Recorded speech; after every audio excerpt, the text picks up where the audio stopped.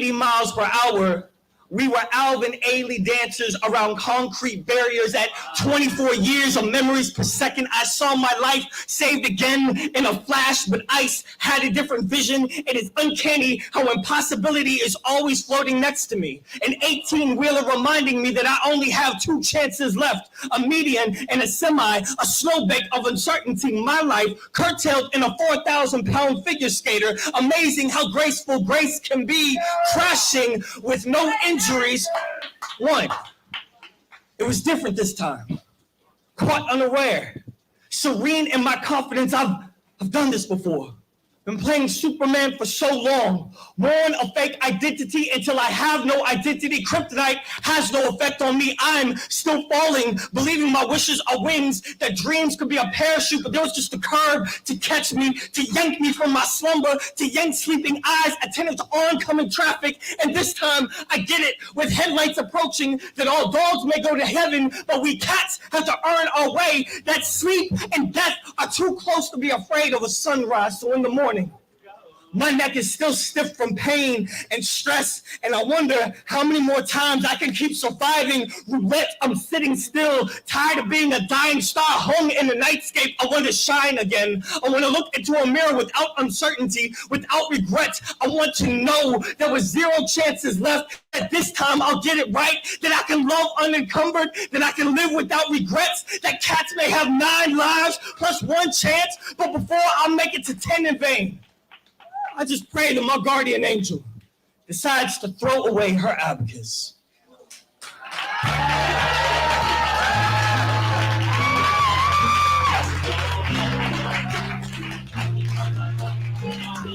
That was the fluent one.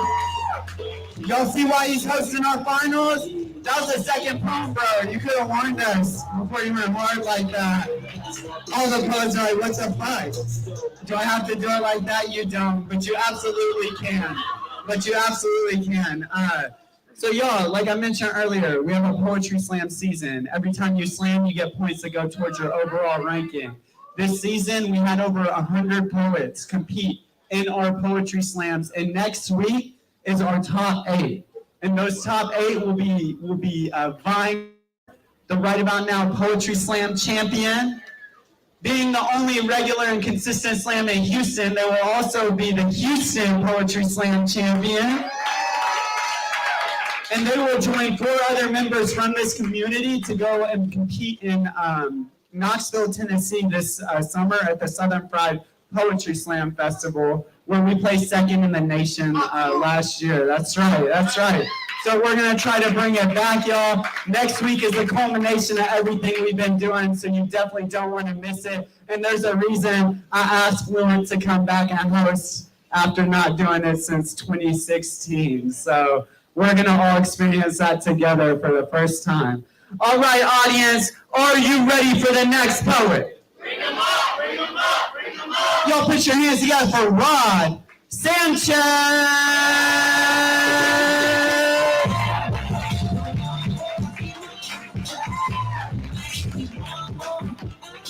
Hello.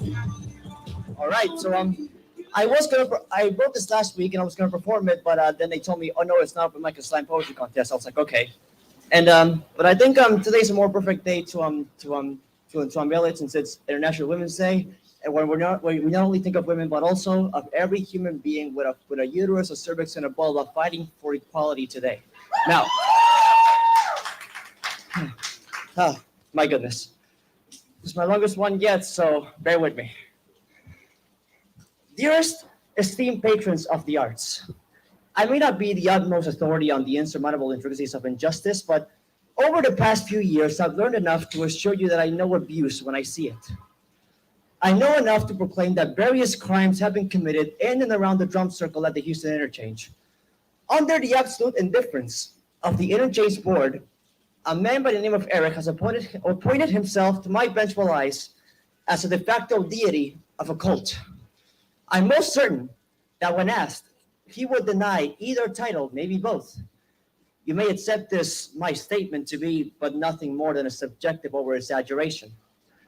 I may be guilty of that, but as I tear away all personal convictions and exclusively utilize my earthly human logic, And you may rest assured that there is absolutely no doubt in my mind that underneath the false pretense of a safe, open, and intimate space, Eric's influence has indeed become an infection upon our community and our culture, harboring a delusionally dystopian environment whose safety is only reserved for those ready to willingly and willing to commit and submit to abuse, adversity, and appropriation.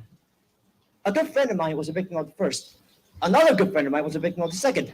And the Native American community as a whole, as well as our allies, and by extension, all of us, have been victims of the third. Count the first. A friend of mine was abused. I'd like to take this chance to talk about a way too often overlooked aspect of abuse. We care about our friends, our brethren. We can't bear to see them harmed, and we all want to do something about it. But more often than not, we fail to give the necessary attention to their needs. Not every victim of abuse is always immediately ready to tell their story. It's important to speak truth, but they should not be forced to. Out of our own concern, we have been guilty of trying to prematurely squeeze an answer from those we are supposed to help. This is what happened to my friend. A member of the interchange who'd witnessed the incident had committed an act of discrimination and used my friend's story as an attempt to excuse and justify himself for his actions. My friend was not ready to tell her story. As far as I'm concerned, being forced to do so non-consensually is as atrocious a crime as the abuse itself. And I'm ready and willing to die on this hill. Count the second. My other good friend, who was present when this exchange took place. She was abused as a child herself.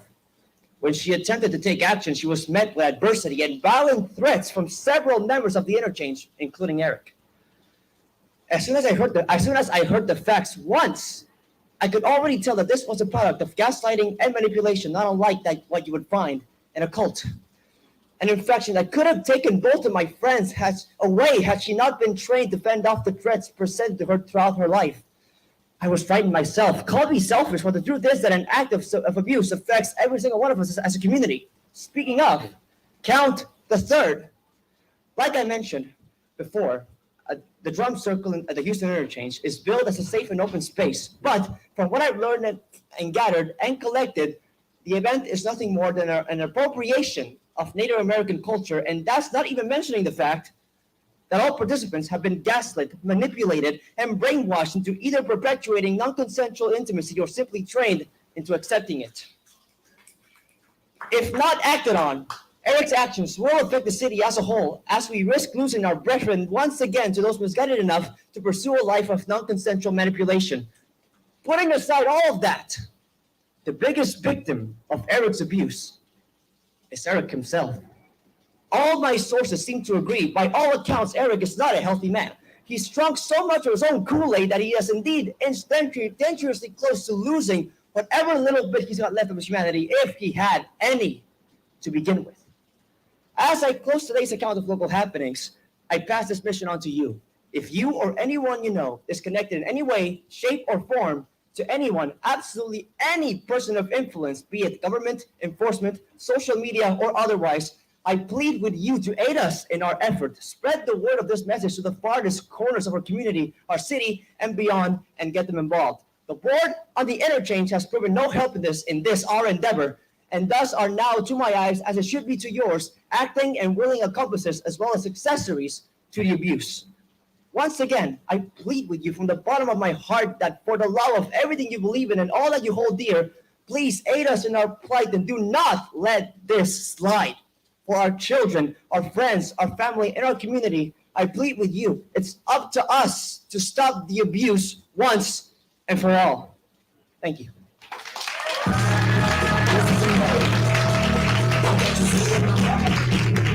That was Ron Sanchez. Everyone say fuck Eric on 3. 1, 2, 3.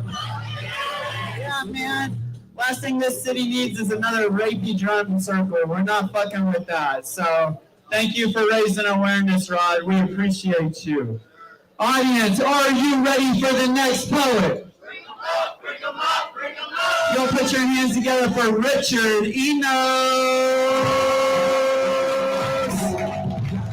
Yo, keep clapping all the way to the stage for Richard. Good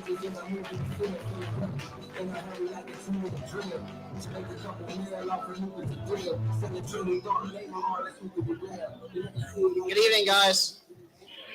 Yeah, this is dedicated to a departed relative of mine that had these traits. I call it calling all internet trolls. Wake up. It's time to self-righteously bomb that information superhighway. Time to doom scroll social media to find disagreeable people to wordfully slay. Gotta call them out with their flawless facts and brainy wit. Cite those slanted news sources, seeping out of the internet pit. Rail against those heathens at inconvenient religion or race. Fear the outgroup. Anyone not born into your safe identity space. Live, work, and play only with those who look and think like you. Can't have anyone else challenge you and gift a different point of view. Worship those toxic media personalities, the best demagogues money can buy. Piss on the past, the civil rights champions, the founding fathers, let their memory die. Know that they could not tweet a howl at 2 a.m. or look so perfectly fake on Instagram. Unfriend friends or family who disagree. They must work for the man. Fight the nut jobs taking over our country. Only sellouts rethink and compromise. Stock up on patriotic guns and ammo. Get fired up with all the conspiracies and lies. Declare that a war is coming, because that's what your shady candidates say to get your vote. Accept their false choices, a neo-Nazi Third Reich or deep state communist woke. Ignore your part in this mess. Keep posturing for tension like an ass clown. Stall for a miracle. Keep screaming as the walls come tumbling down. Thank you.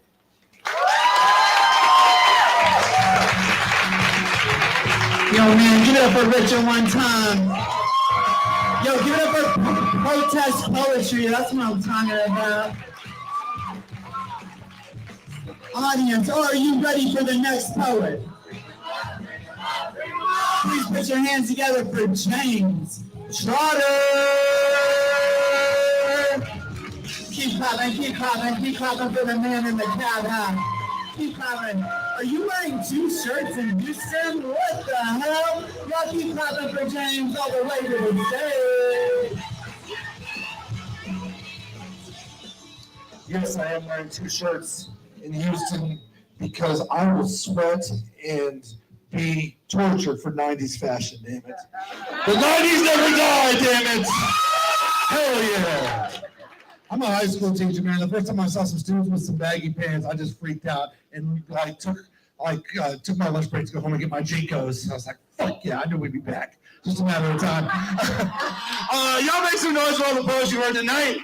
Yes, for some dope-ass poems. Yes, I'm a little different than everything you've heard tonight because I just made my shit up on the spot. And to do that, I need a little bit of help from y'all. The first thing I need is whenever I say poetry, Maine, I need y'all to say, we love that shit, all right? Poetry, Maine? We love that shit! Awesome. All right, we're ready to go. So, we need one other thing, and that is, I just need some random-ass words. Man, you look like you know some good words. Give me a good word. The more creative, the better. The more unusual, the better. Art, cool, nice and basic, nice. So right there, you look like you're ready to give me a good-ass word. Give me a good-ass word, sir. What's the word? Encroachment. I was like, man, I didn't do too good on the SATs, but I do know what encroachment means. I just remember when I was going to have to go, yeah, wait on the back, nice and loud. Eloquent. I love that word. All right, sounds good. DJ Blue, could you please help me out?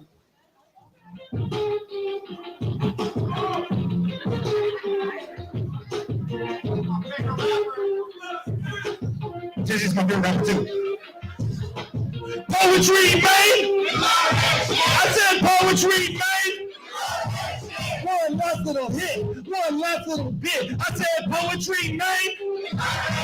We got poetry on the mic. We speaking so eloquent, saying real shit so we can keep it relevant. Stomping through your mind like a motherfucking elephant. Do you understand the shit? Yes, you are intelligent. Cause I know you smart. Cause we do it from the start. We be up in the shit. We be speaking our art, kinda like a Cavazo. Fuck the Gestapo. We sitting here bringing real shit because we capo. Cause you know, man, that my flow be approaching. Studied SAT, I can define and function. As I do it shit, myself call me no coaching. Sitting there killing shit, I said fuck coaching. I said poetry, man.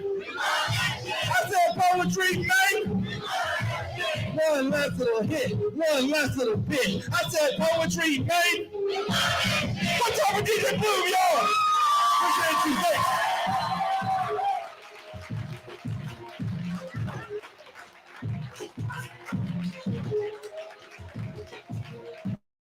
That was James Trotter. I said poetry, man. Audience, are you ready for the next poet? Yo, this poet competed in our Women of the World Poetry Finals last night. I want y'all to put your hands together, show love, and welcome to the stage, Angie. Yo, show love to Angie all the way to the stage.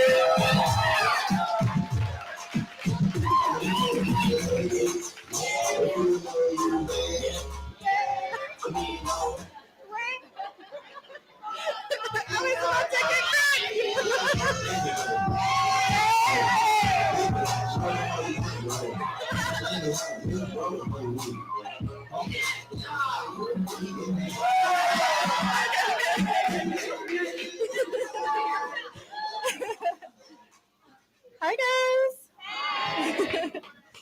I love Poetry Night. Poetry Night is one of my favorite nights. I love you guys so much. Okay, so y'all know Trotter, or James Trotter that just got up here? He actually messaged me a couple of days ago asking to perform one of my poems to his kids. Sorry, I'm nervous, guys. I always get nervous up here. I don't know why. I think it's just the stage. Maybe it's the lights. I don't know. It's okay. Students. There you go. And so it was actually a poem that I wrote when I was going through really dark times, and I needed to find gratefulness, and I needed to find small moments in my day that makes life worth living. So this is called Small Moments. Time slows down when you're sitting still, when everything around you is just slowly passing with just one moment at a time. I always get super excited to go on a trip, and then during the trip, I think to myself, it's going to be sad when this ends. I always wonder about that small moment, that moment when all the fun times end, the moment of stillness, where everything around you slows down, and how much it impacts us when we notice, wow, that was really fun. I wish we could do that again. And have you ever noticed how each moment, even if we try to recreate it, it'll never be the same? Life is short, they say. And when talking about life, you think of the big moments, the birth of your first child, your wedding day, graduation, the day you bought your first car, when you bought your first house, that one cruise you went on, the road trip you'll never forget. The big moments. But when I think about life, I think about the tiny moments. The moment when my puppy learned his first trick, when a forehead kiss felt like a falling in love. The one moment in the family gathering when everyone was laughing at the turkey being burnt. And the other moment when my dad told me he was proud of me just for following my dreams. The moment can't be. I want to live life on a mission to find small moments of joy, small moments of laughter, small moments of tears, small moments of calm, small moments of tranquility, small moments of excitement, small moments of love. Because when you add up all these small moments, you get the most beautiful journey of life. And enjoying life really just means embracing the stillness.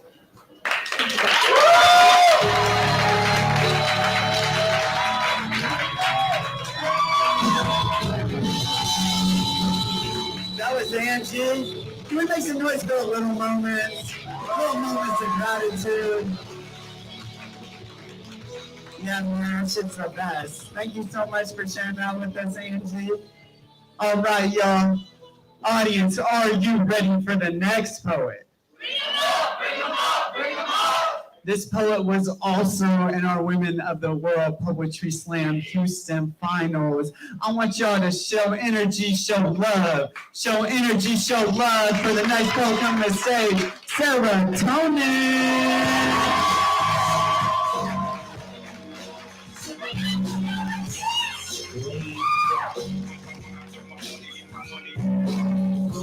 How's everyone doing? All right, real quick before I get into this poem, I'm currently selling tickets to the March Birthday Bash show that is going to be taking place Saturday, March 31st. It's going to be me, Kane, Khalid, a spoken word artist who's in the back, happy early birthday, and so many other amazing Houston poets. So if you would like to attend this show, just come find me afterwards. I'll hook you up with a ticket. Unpopular opinion on Goldilocks and the Three Bears. Goldilocks was an entitled little motherfucking bitch, and she had exactly what was coming to her. Like, you mean to tell me she broke into someone's home? She ate their food, sat in their chair, slept in their beds, and when they come home to their rightful place of living and it's intruder alert, and they rightfully defend their home, we're supposed to be taking her side? That sounds pretty toxic to me. Besides, Goldilocks is over here complaining about shit that isn't even hers to complain about. Like, okay, that porridge was too hot or too cold to you.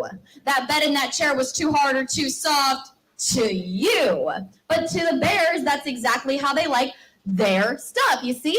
So all she had to do was, well, for starters, not break into someone else's home. Like, seriously, what the fuck? You had nothing better to do with your time. But all she had to do was recognize these things were not meant for her, leave them for the people that would gladly take them exactly as they are, and just go find something that suits her needs and suits her needs, and everyone's happy. Did I say nudes?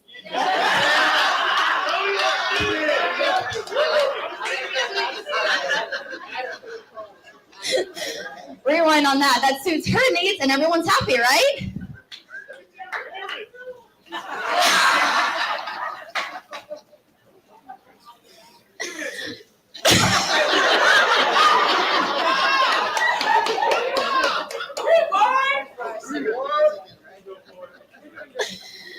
Okay, let me start from that line and not fuck it up this time. Kane, damn it. All she had to do was recognize these things were not.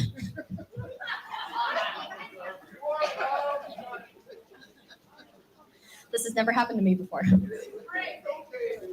She just had to recognize these things were not meant for her, leave them for the people that would gladly take them just as they are, and go find something that suits her needs, and everyone's happy, right? So why don't we apply this concept to our relationships with one another? Why do we pour our cup full of another's love, drink, and then complain about the flavor instead of recognizing they are just not our cup of tea? It isn't right to drain one of their beauty when our eyes were simply not the beholders they were meant for, leaving them empty and devoid of the radiance that the right people would gladly savor every taste of. I, of all people, would know. I have spent countless years modifying my ingredients to satisfy everyone else's palate, chopping my personality into bite-sized pieces to make myself easier to swallow, all for them to chew me up and spit me right back out. They never wanted me to begin with, but when I found the with wholesome, like-minded recipes that gladly took me just as I am, I learned. If someone makes you feel the need to substitute your ingredients to satisfy their cravings, believe me when I tell you, there is absolutely nothing wrong with your recipe. You have simply landed in the wrong cookbook. But when you find the right one with similar ingredients that still allows your recipe to shine on its own, they will hold you in a way that says you are exactly where you need to be, because it's not just about where we fit in, it's about where we belong. So to those that are are not worthy of our presence will always be too much, never enough, protective shell too hard, heart too soft. Our personality will leave a bitter taste on their tongue. Our authenticity will never sit right with their spirit. They will always make us feel the need to give our truest form a dose of melatonin, put her to rest, and awaken the version of ourselves we created specifically to please them. Our ingredients will never satisfy their palate, but to our people, to the right people, we are absolutely perfect. No need for modification, because to them, we are just right, just as we are. Come buy my tickets and leave the nudes alone.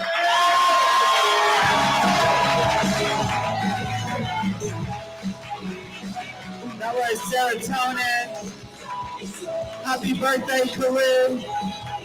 Y'all can celebrate at the end of this March 31st. Speaking of 90s, James Trotter, they're gonna have a 90s poetry, 90s themed poetry. Everyone's gonna be dressed their best for the 90s. So I think it's kind of made for you. So you should go check out that event on the 31st. That's with Khalid. Khalid is our feature at the end of the night. He goes by a spoken word artist. And one cool thing about his shows is how many people are there.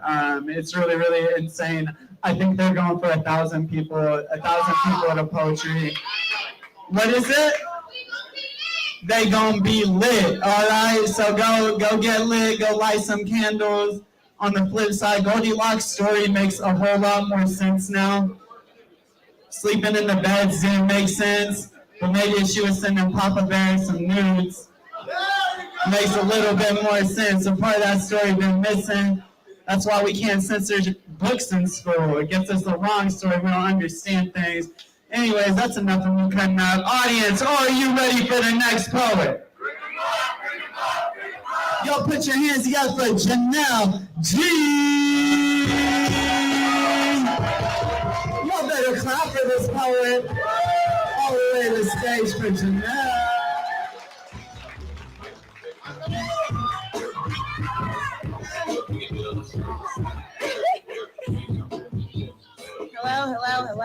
Hello. Oh God, this is too loose. Hello. Oh, can you hear me? Okay, so being fully transparent, I was like hella active at WAN, and then I went ghost.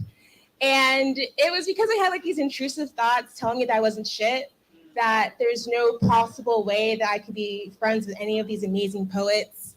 And having these intrusive thoughts, it makes it hard to go to your haven and feel like you're in hell. So depression plus, imposter syndrome gives you a shit show. So I asked myself, what the fuck's going on with you? And, this poem is the answer to that. So new shit. All right, so scientist John B., he said that in the first stage in a child development is where they learn their attachment style. Then we got Mary A., and she said there are 4 types of attachment styles. We got secure, avoidant, resistant, and disorganized. And out of all the 4, I'm disorganized. I'm confused by the presence of people in my life. I'm happy, but scared at the same time. Essentially, I'm insecure.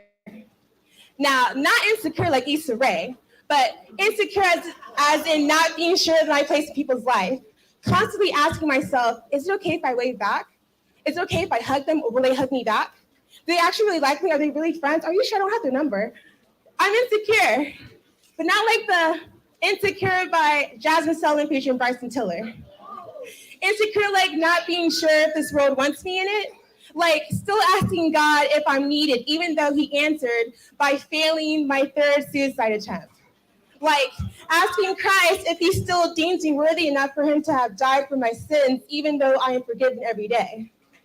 I'm insecure, but not like the, she cute and awkward insecure. Insecure like realizing how out of the 9 kids my dad has, which includes myself, my 3 older siblings, my 3 younger half siblings, and apparently 2 foster kids, I'm the one child he doesn't fuck with. Insecure like never spending holidays with my extended family, thinking that I'm unwanted, even though they already sent me the invitation. I'm insecure, but I so badly want to be secure. Not the type of secure where words like worthless, used, and unwanted firmly attach itself to me after years of being abused as a child. Not the type of secure where I have fastened myself into the thought that people don't want me around. I want the type of secure where I'm safe, confident in my relationship with you, free from the harm of my intrusive thoughts telling me I don't belong, fastened to the idea that I actually matter. So I'm sorry for pushing you away. My mind lied to me, telling me I wasn't shit, telling me that I wasn't worth being pulled in. So please be patient with me as I indirectly ask for assurance, because I'm insecure. Thanks.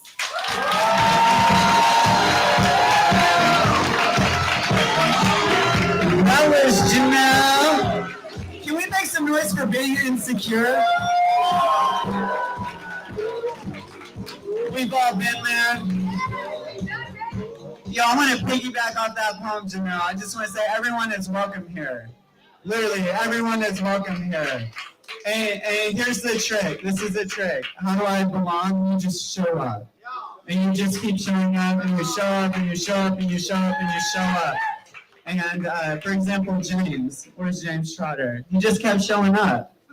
So we're all his friend. Where's he at? He left. He's a comedian, so I can crack jokes at him, but most poets are too sensitive. All right, y'all. Hey, Zing audience, are you ready for the next poet? Y'all put your hands together for Kripa Shanker. Y'all keep clapping on the stage. All the way to the stage, Kripa. Thank you.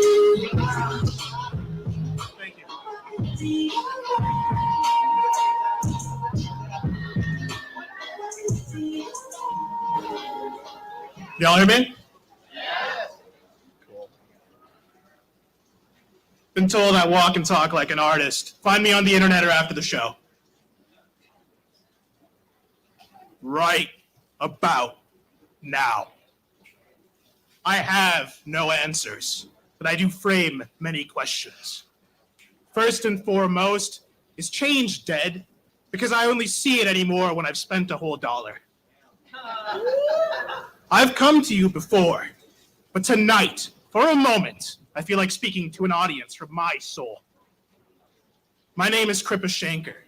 I'm a first-generation American man. Might sound boring, I understand, so sit back for a moment and give me your ear and your hand.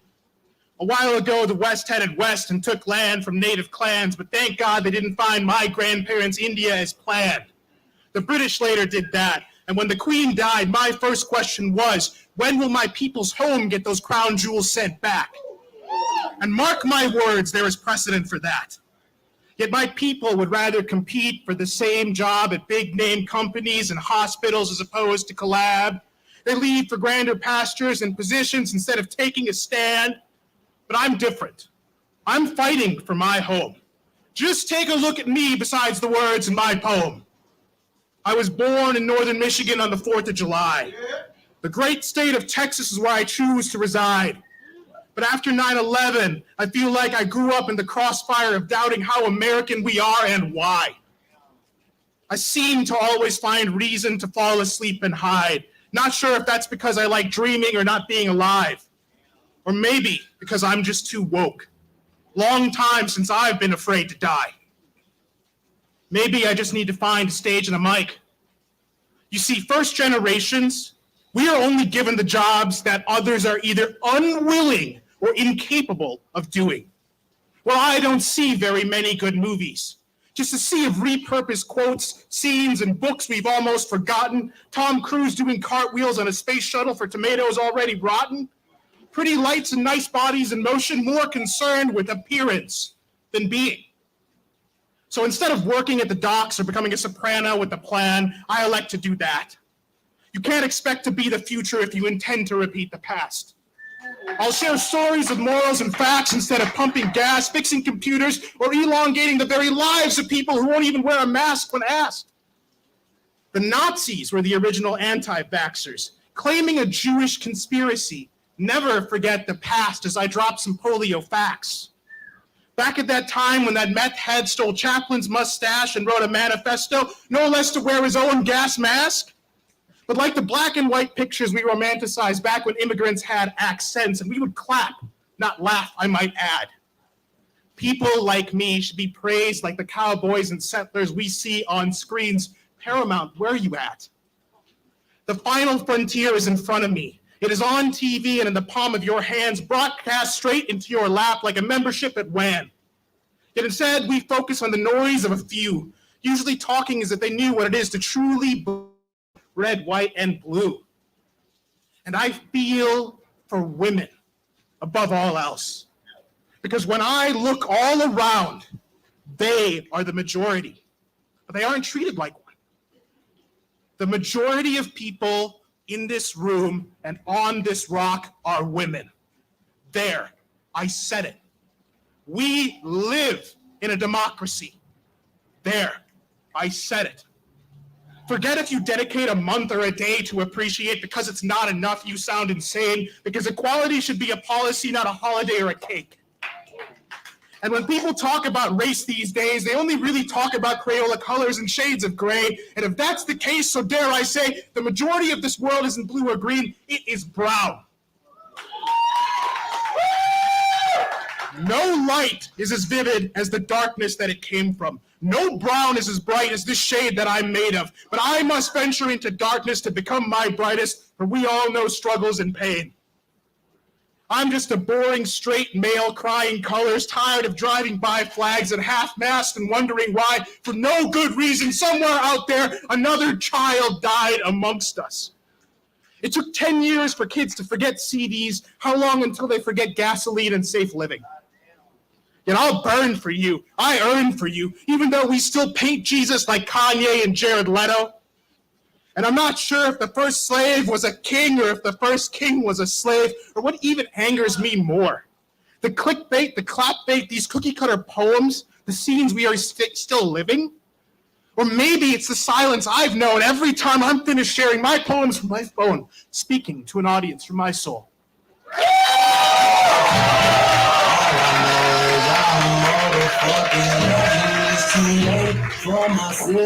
Make some noise for Crippa. Make some noise if you love brown people. That was an intersectional ass poem. I appreciate that, Crippa. All right, audience, are you ready for the next poet? Bring them up, bring them up, bring them up. Yo, this next poet runs an amazing poetry nonprofit in town where they teach classes every single month. We're building energy. We're showing love for Jamie Danielle.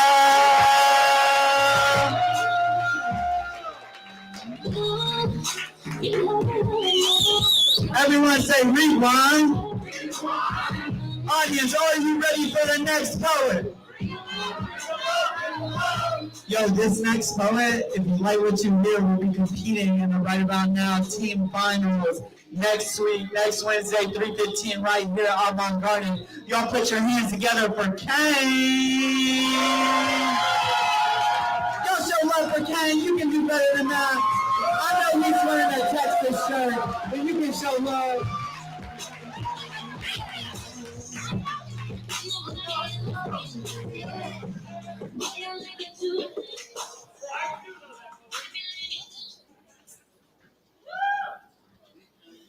What's up, Houston? My name's Kane. Next week, right about now, finals. Come support me. I need it. Hey, March 31st, I'm in a show. So if you like my poetry, there'll be a lot of poets there that are just the best in Houston, okay? So if you don't know, we're doing a birthday party for one of my friends. You might know him as a spoken word artist. It's going to be 90s themed. There's going to be poets there. It's going to be a lot of fun. If you don't know, now you know. Get at me. I'll sell you a ticket. Trust.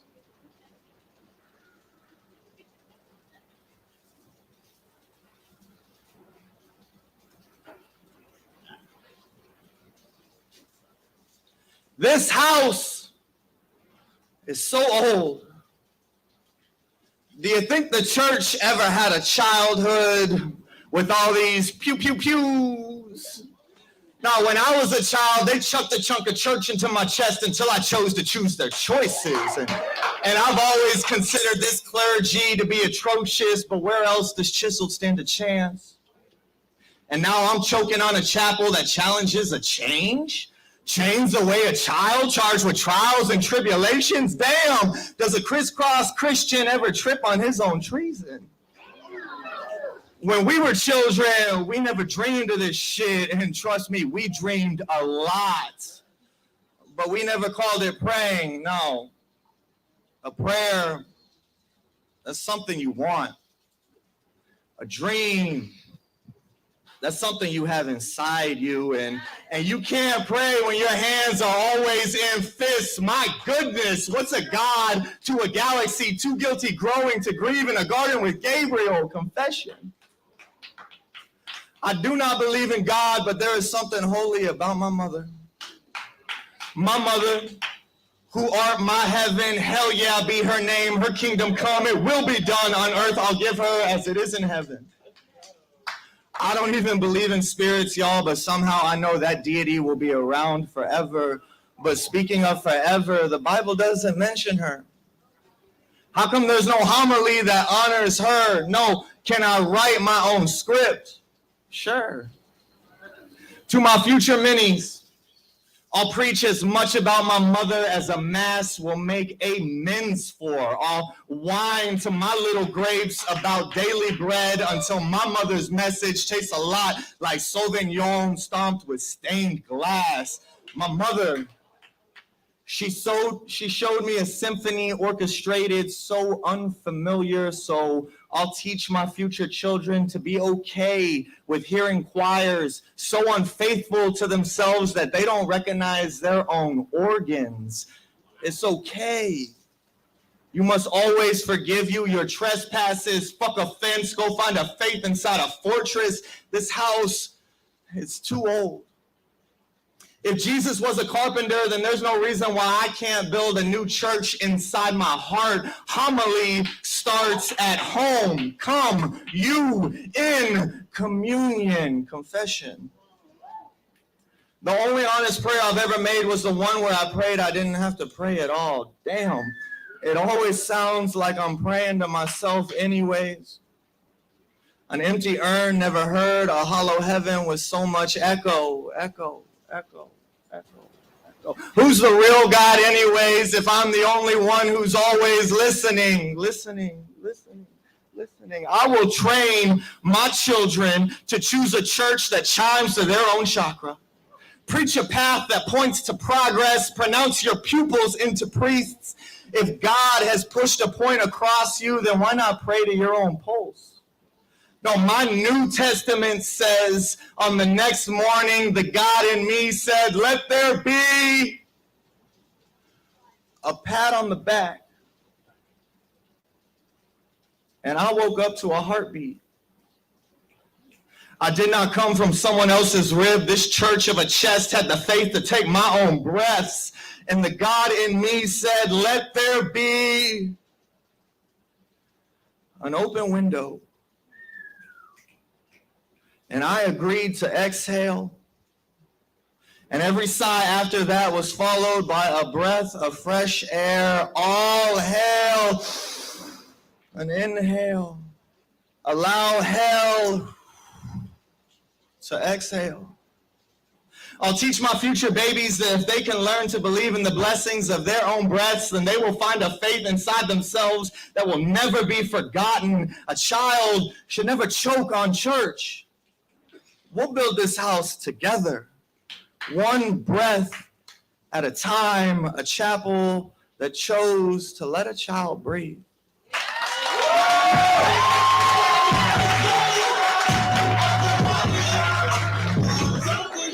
That was Kane. Audience, can I get an amen? Dude, with Kane and having an amen, it only seems right to call up the next poet. Y'all put your hands together for Kanan Johnson. Keep clapping, keep clapping, keep clapping. Cayman will also be competing next week for the Right About Now National Slam team. Let's show Cayman love one more time.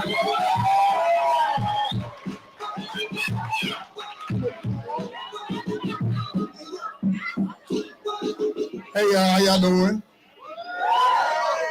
You funny for this. They came in the man.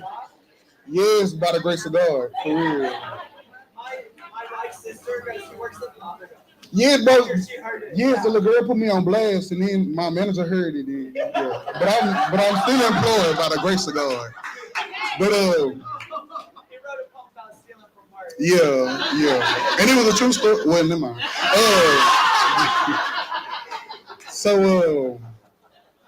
I'm gonna be in the birthday bash too, y'all. So please, if y'all want to buy some tickets, please come on. Y'all can follow me on Instagram at nbnh.poetry. That's N like never, B like being, N like no, H like hope, .poetry. And it's a link in my bio to where you can purchase those tickets, okay? Or you can talk to me. I got y'all. But okay. I got connected with this barber through a friend of mine. My other barber bullshitting, but it just be like that sometimes. 10:30 my appointment time. I left the house at 10:05. He stay up on the north side. I arrived around 10:29. Thought the drive was gonna be longer, but nah, it was just fine. I hopped out the car and then I walked to the door. Little did I know what I was in for. But let's go. So the door was opened by a skinny bright nigga with braids. He looked familiar, or he could be kin to the best shades. He say, "Hey, what's up, bro? My name's Trent." I said, "I'm Cayman. I'm who old boy told you that he sent." He said, "Cool." He led me through his house to a room with the barber chair. The house was decorated and it smelled good up in there. Peeped some weed up on the counter, was more than enough to share. I didn't mind. I took a seat. He proceeded to cut my hair. He didn't ask me what I want. He said he already knew. I said, "Already, bro, go ahead, do what you do." I wasn't tripping, although that was kind of strange. But if I don't like my haircut, bro, just simply won't get paid.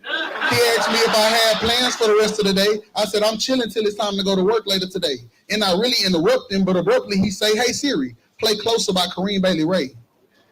I said, "Oh, shit, boy, what you know about that? Listen to that back in the gap before I listen to rap."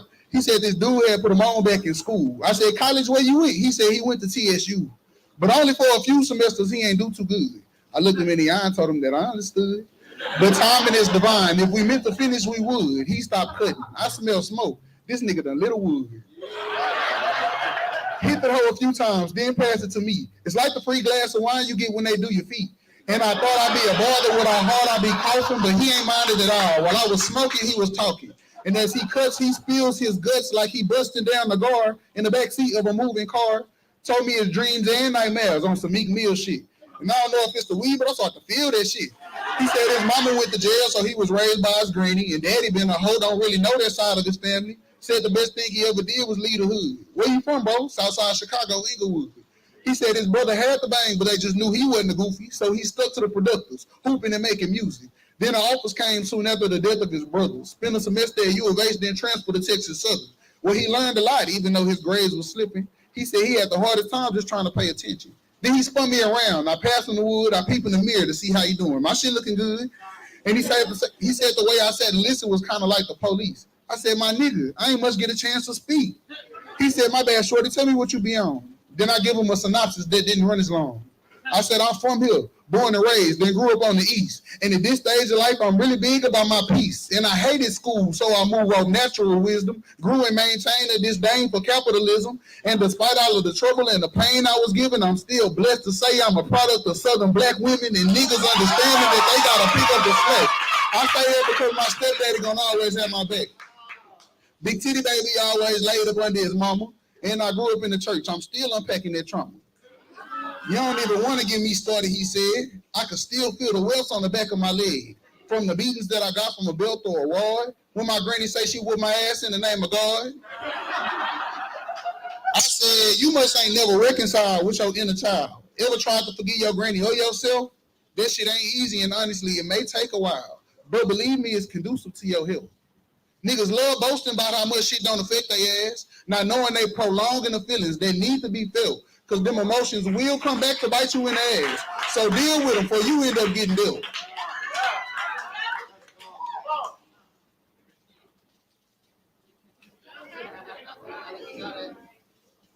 Now, something that I said must have triggered Trent. He started crying, apologized as if I took offense. I say, you good, bro. You deserve a little grace and patience. Express yourself and owe nobody any explanation. It went silent after that for a minute. Caught each other eye in the mirror. He wiped away his last tear. He placed his hand up on my shoulder and squeezed it. Said, thank you, bro. Think that was something that I needed to hear. He turned around looking for products in his barber caddy, and I'm sitting there giving life advice like I'm somebody daddy. But as soon as the alcohol hit the back of my head, I opened my eyes and found myself back in my bed. As I collect myself, I'm realizing it was all just a dream. And to this day, I'm still trying to figure out what the hell it could mean.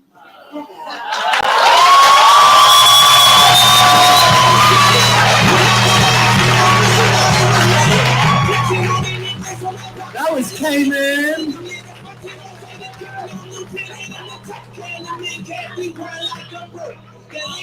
Yo, I'm so mad at Cayman. I've heard him read this poem so many times, and he ain't never dropped his barber's name or the number. We're over here getting our hair cut out, not getting smoked out. It's a crime, Cayman. You need to come to these mics with some cards. Y'all give it up for Cayman one more time.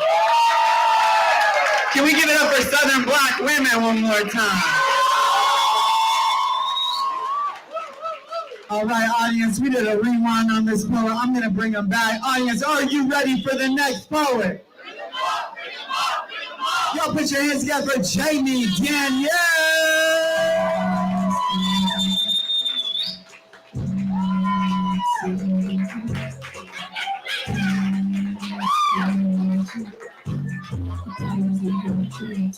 Hey, I just found out tonight that my open mic with Right Space is the same night as the 90s open mic, and I'm really bummed because I graduated in 1994 and the 90s are totally my jam. I know, right? I'll be we're wrapping my open mic up short so I can go to the next one. So how many here are eldest daughters? Are there any eldest daughters? Okay. All right. I am an eldest daughter, and this poem goes out to all of us. There was a TikTok that seriously knocked me off the app for 6 days because the entire TikTok was, can you accept help or are you an eldest daughter? And it, 6 days, I couldn't get on the app because I was just attacked. Yes, I was totally attacked. Yeah, right? So let me move this down a little bit because I'm not that tall. I am an eldest daughter. I never walk through a room except I pick something up. I pick up the cup to take to the kitchen, grab the shoes to put by the door, take the napkin to throw away, and cradle your sorrow against my chest because my hands are full. My mother's hands were always full. I don't think I ever saw her sit down. From 5 a.m. to 11 p.m., I watched her sigh over messes, watched how much she could pick up, how much she could carry, and for as long as I can remember, I have needed to unburden her. I plucked up the laundry draped over her arms, slipped the mug with 2 sips of coffee off her thumb, took up the dirty shirt thrown over her shoulder, and picked up her sadness to engrave it into my own hands. I took the immensity of her grief on my shoulders, but her sorrows are never lighter. The density of her shame sits in my chest, but she still begs God for a forgiveness she won't accept. My feet fall on paths of pain we walked for generations. I am an eldest daughter. I have this need to unburden her. It puts me completely at her service every time I am around her. Every time I am around her, so I cannot be around her. I cannot be around her. My hands are full. I cannot take any more, and she never has any less. We are estranged. I am the eldest daughter of an eldest daughter of an eldest daughter, and I miss my mother. May this estrangement not be forever. May this estrangement be for our lasting good. May this estrangement be a lesson in walking through a room and keeping my hands empty enough to finally receive what I need.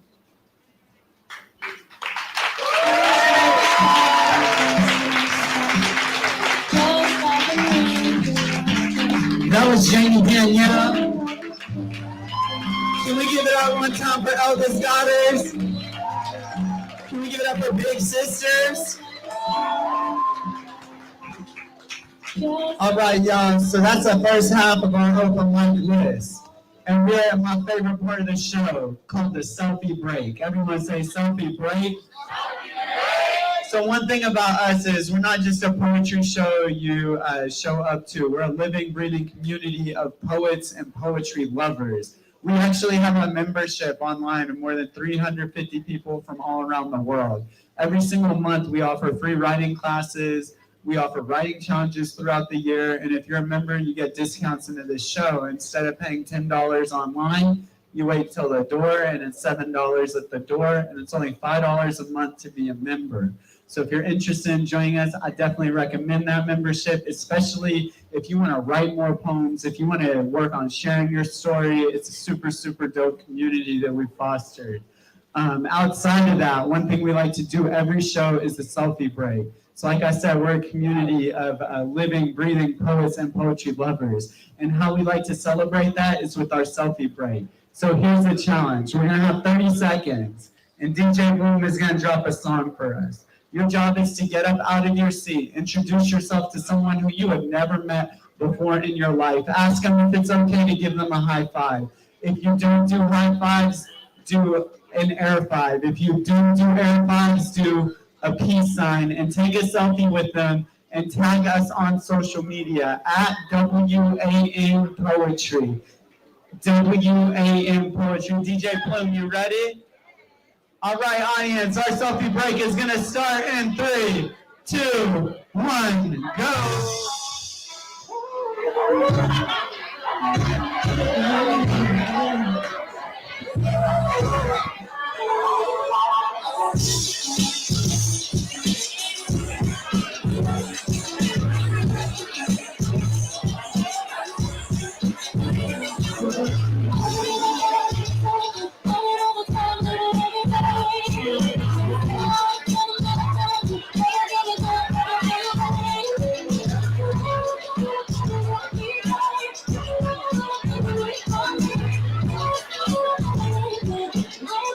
All right, y'all, we're getting these selfies. They're coming in. Look at that beautiful selfie being taken in the back. That's what I'm talking about. We're going to take that selfie break straight into a 10-minute intermission. So now's your time to get tacos from the taco truck. Y'all, Lalo's so excited. He made Jaeger Bomb Jello shots just for this audience for International Women's Day tonight. Go visit Lalo in the back. Check out the drink specials. We're going to be back in a few short minutes with the second half of our open mic and your featured poet, a spoken word artist, DJ Bloom. Take us to the break.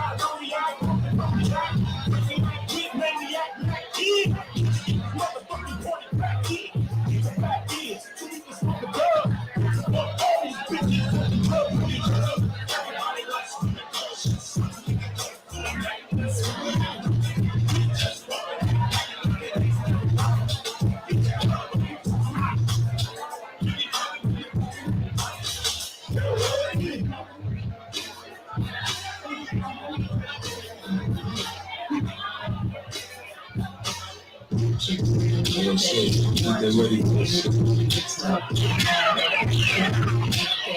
Well, let me take their ass up to the club real quick.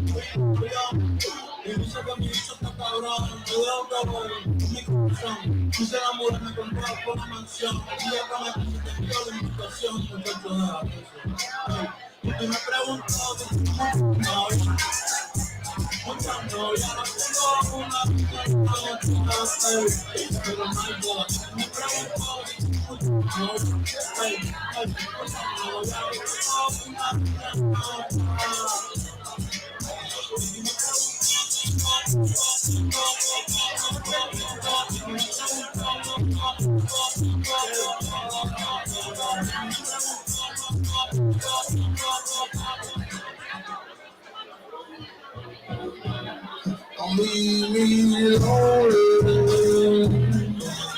Don't leave me lonely. Don't leave me lonely. Don't leave me lonely. I need you to stay by my side. Make sure I'm always satisfied. Without you, like walking in the blind. I'm trying to save my time. I'm just trying to make shit click. Tell me what you want, what you want to hear. Tell me what you need. Tell me do I gotta beg for it. I'm not scared to say please.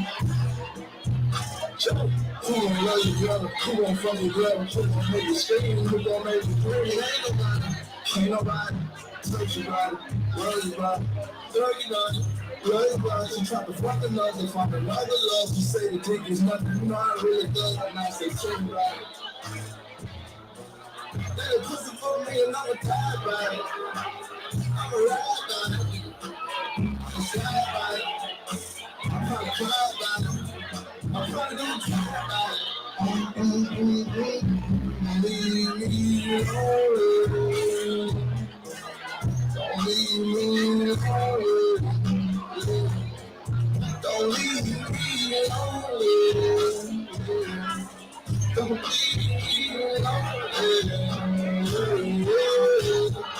need you to stay by my side. But you're always satisfied. Without you, like walking in the blind. I'm trying to stay by my side. I'm trying to push it.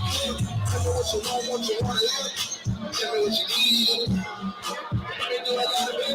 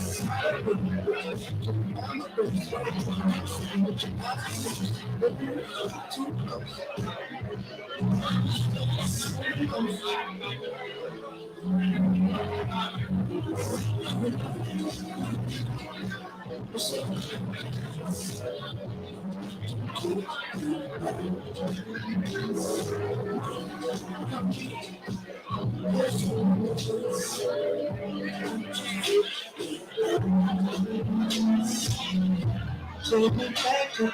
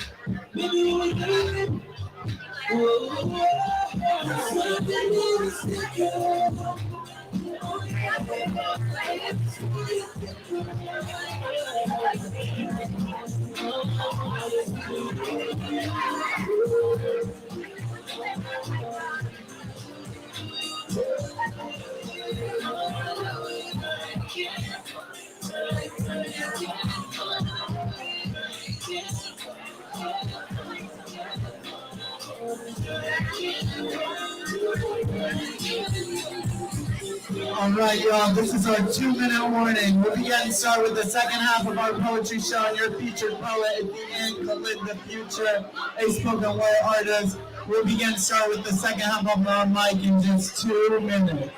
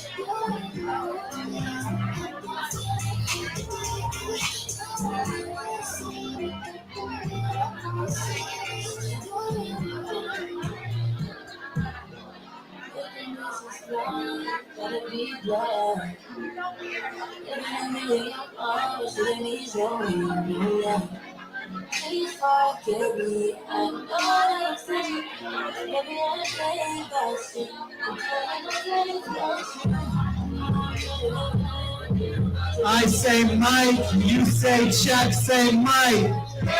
Mike. I say read, you say spec, say read. Read. I say second, you say round, second. Second. All right, y'all, we're going to go into the second half of our open mic. We're going to close it out with a spoken word artist. Okay? But this round's going to run a little different. I'm going to tell you who's on deck. On deck means you are not up next, but you're next, okay? And then I'm going to call up who's the poet on the stage. So On deck, I got Javante. Kicking us off in the first round, coming to the stage right now. Y'all put your hands together for Carlos Salazar. Yo, y'all better clap for the toe all the way to the stage.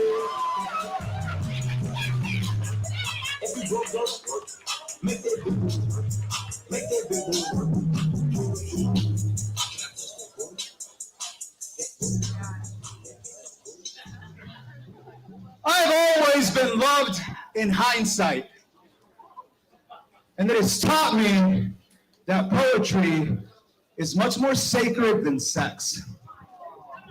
It is language always overdressed. It is like bringing a machine gun to a knife fight. Poetry is seeing the constellations of the universe manifested in the freckles of my own skin. Poetry is always having to apologize for shaking in the cold when lovers and friends don't even feel the wind. Poetry is being born into poverty in a third world country and growing up to dominate a language that was nothing more than a foreign sound in my grandmother's ears on the morning that I was born. Poetry is a smile across my mother's face as she watches her immigrant son steal your job and your girl. Poetry is being bullied in school for feeling far more than you could ever verbalize and listening to the principal ask you if your parents own a gun. Poetry is the deafening silence in the room when you remind him that you are an immigrant child and school shootings are a white boy's game. Poetry is much more sacred than sex. It is the only thing that could teach you more about me than the soft burl of your touch on my skin. Poetry is the nectar that gives us the courage to ask each other, isn't it daunting to know that we will be dead for far longer than we are ever alive? But poetry has to be more than just funerals and goodbyes. Poetry has to be more than just being loved in hindsight. Maybe it can mean someday taking the hand beside you and saying, in a universe where for every grain of sand on earth, there are 10,000 stars out there in the void, I am so glad that I have met you, because the odds have been since birth stacked against us.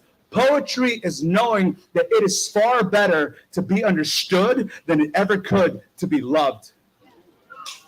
Because poetry is knowing that you are not alone.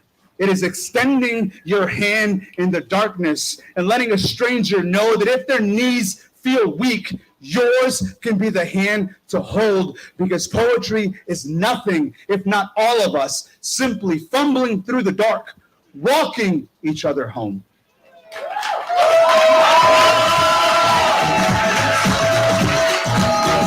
Poetry over sex! Y'all get up for Carlos Salazar! Talking about sex. All right, on deck, I got Taru. Next up, coming to the stage, y'all put your hands together for Javante.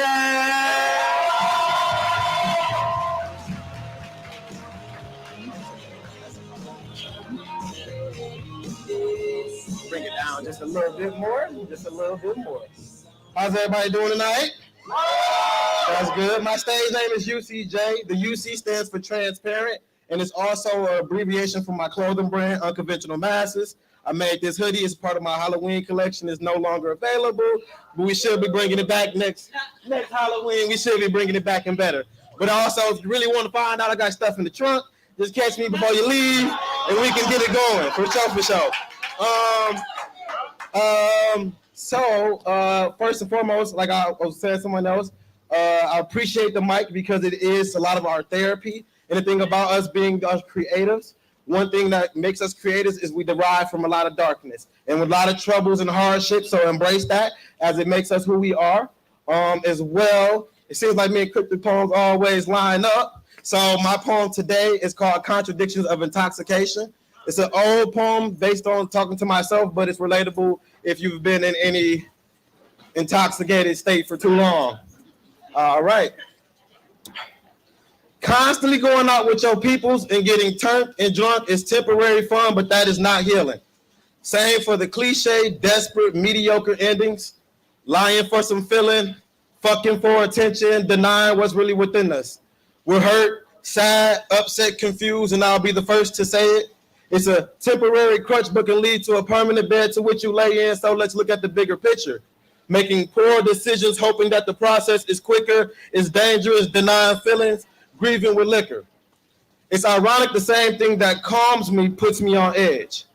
That edge is a false reality, and that thing is intoxication. It hinders my grief process, but allows me to be comfortable with the terms of a situation I try to detach from daily. I'm ready to fight or fuck. Y'all know what that liquor do. That's the intoxicated fight or flight psychosis, fighting between euphoria or destruction. Take notice and choose wisely. I'm misguided. Part of me is drinking because I still miss my long gone friends, as a part of me is drinking because it's the anniversary of these monumental life-shifting events. It's not the first time my life has shifted for the worse, and although I disagreed with the reality of the circumstances, I accepted the fact that I am not ready to move on. I love this feeling, but hate why I have to do it. In these moments, I'm my true self and convoluted, concerned to whom you will meet. Am I affectionate and warm, or am I shallow and cold? When I pick up my intoxication, I'm torn because honestly, in this state, I feel everything, but accepting those feelings feels foreign. Being emotional in a man, since a boy, I was warned that it contradicts. Because women loves a man in tune with his sensitivity, but hate a crying bitch. She says, I love your confidence. Love, I'm drunk off this nip and I don't have the competence to give a shit. Imagine this. I'm sensitive like my skin, although I'm built like steel. I'm killing myself to prove to them that I would die behind it. My demise is inevitable. Ironic that I'm deep because I tend to drown in my sorrow. The water isn't enough to sail me to tomorrow. I am now blacked out inside. But just one more shot, a building problem which makes my conscience subside. This is what I like to call liquid suicide. This demise is a life-fleeting form of addiction. Rather physical or mental, your absence is a depiction of something like a zombie, a soulless body that's dead but considered living. Remorseless and unable of cognition, moving slow but steady on a still dire mission. I'm becoming hopeless. With just one more potion and I'll transform into my favorite notion.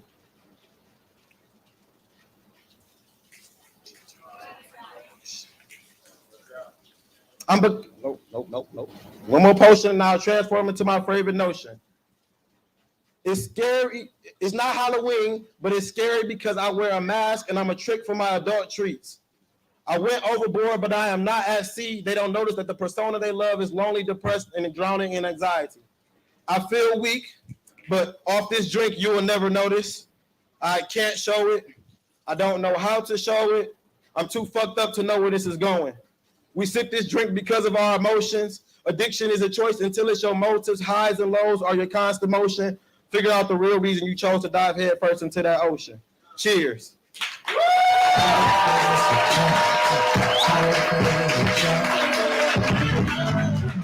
That was Javante UC Joe. That hoodie scared the fuck out of me earlier. I'm not gonna lie. It's like Batman Scarecrow vibes for sure. So if y'all like our open mics, we're actually in a moment of great expansion here with Right About Now. So we're hosting shows every Tuesday at Rudyard's.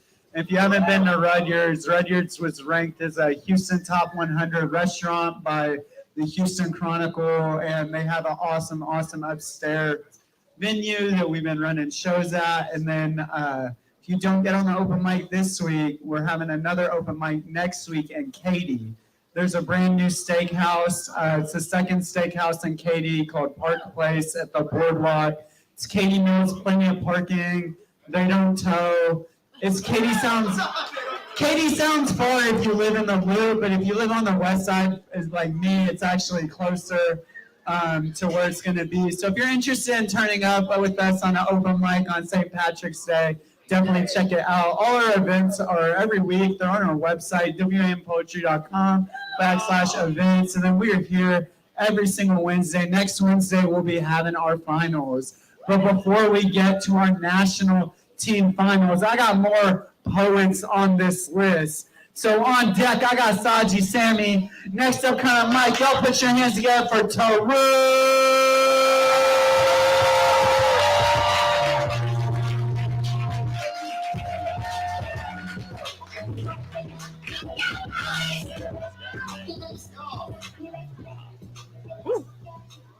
All right, so before I get into my piece, I do have to share like a little bit of my story and just like how I'm here.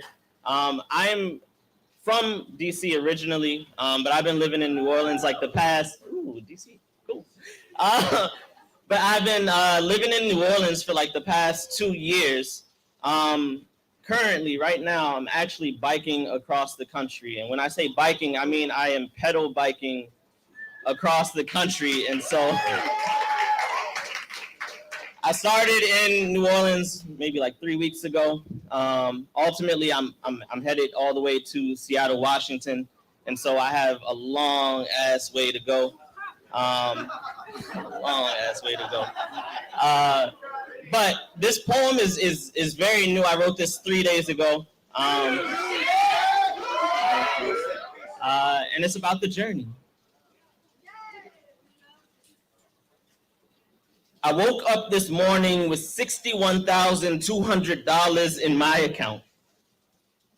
No, I'm not a millionaire. But the craziness is, I went to bed with $0. I can't help but wonder if the bank made a mistake or misplaced a decimal, but I'm not gonna be the one to correct. See, it's only 7 a.m. and I feel like the world is my oyster. Char-grilled and buttery, and the pearl is lodged deep in my lungs, breathing luxury into every second. It's 7-Eleven now. And I've spent $660 in meditation, appreciating another rise. Though the sun beat me today, I can't help but beam at this freshwater opportunity to swim freely in currents I choose. I choose breakfast. Because that char-grilled oysters line got me hungry as fuck. So I sap up oily juices with the bread of life, satiate my palate, and get some free, natural beard glow. And before I look up, I spent $2,700. I had to tip the waitress, of course, and it seems that money flows more freely when you have it to give. I adjust. I plan to give it all, but first, a nap, because I have never been good at that just the tip game. A yawn, just made acquaintances with an orgasm, so rest assured, and by God, when I wake up, I am still $53,880 rich.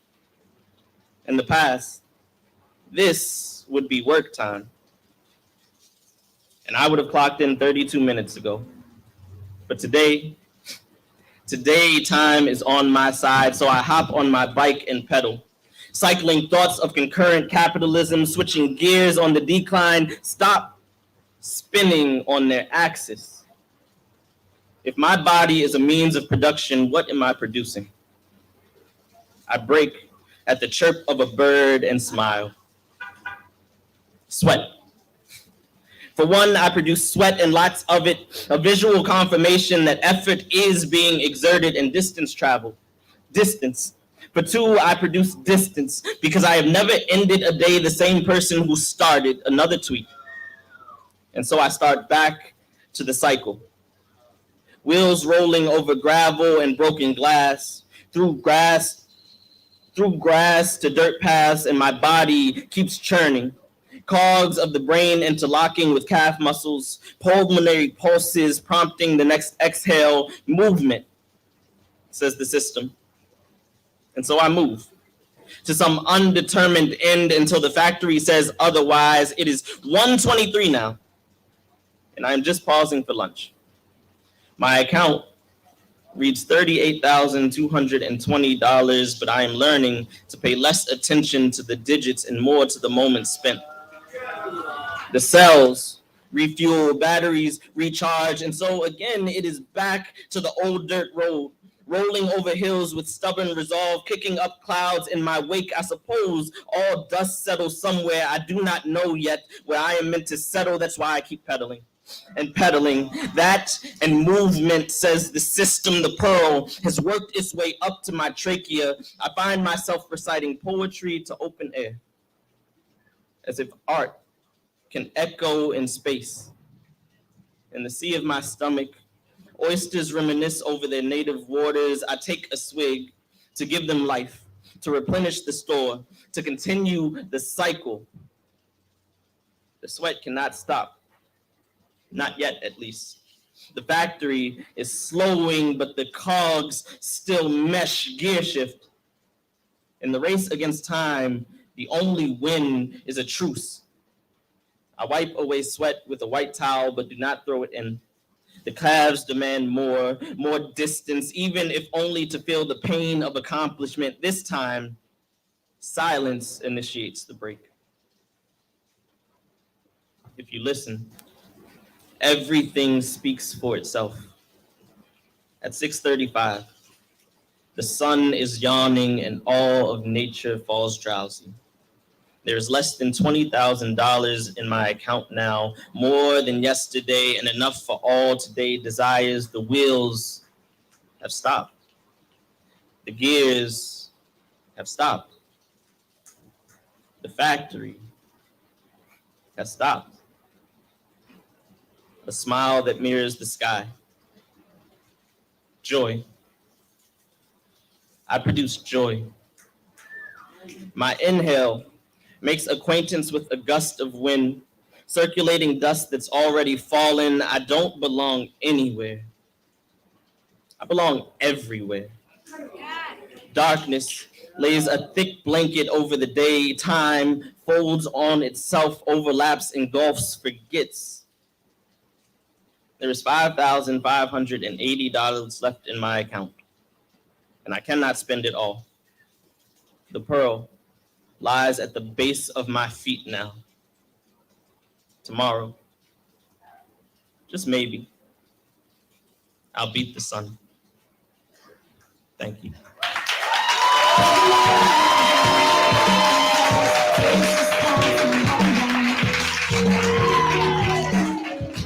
Hey, y'all give it up for Taru one more time. Did I hear that right? You rode your bike here from New Orleans? Wow. Give it up to him for being alive right now. That is amazing. That is amazing. It's like one lane all the way down and back. Cool, man. Well, best of luck in Seattle and have a nice trip. Hope you see a lot of things and meet a lot of people. That's awesome. Give it up for riding your bike across the country one time. All right, y'all, on deck. I got Silva. Next up, coming to the stage, y'all put your hands together for Saji, Sammy.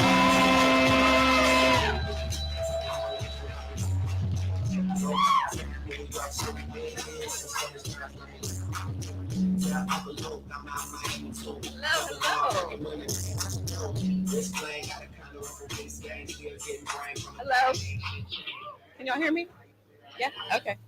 My name is Saji Semi. You can find me on Instagram. Okay. There we go. You can find me on Instagram at Saji Semi, SAJISAMII. This poem is called Oneness. This whole earth is my church. That meadow is my masjid. These trees are my temple. No need for your brick and mortar. Your knobs, hinges, and doors. This grass is my sanctuary floor. Each blade penning a verse in this holy inscription, and these clouds, like a canopy, comforting, covering me, bringing winds of glad tidings to escort my prayers off exactly where they need to be. You see, all we are is earth. Divine breath consecrated in clay. Matter molded of mud.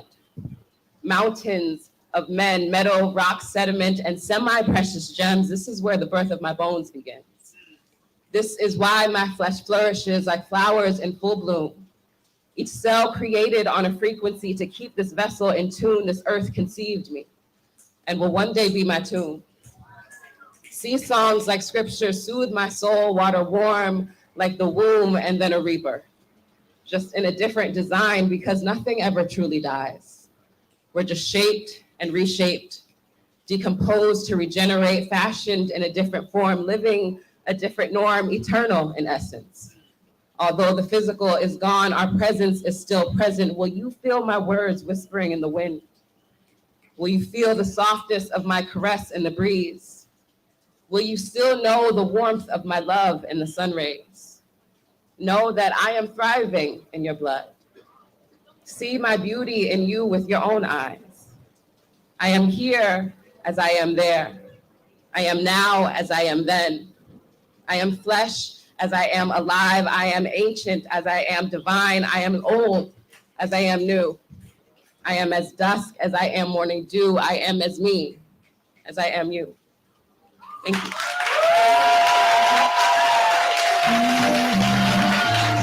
Welcome back, Saji.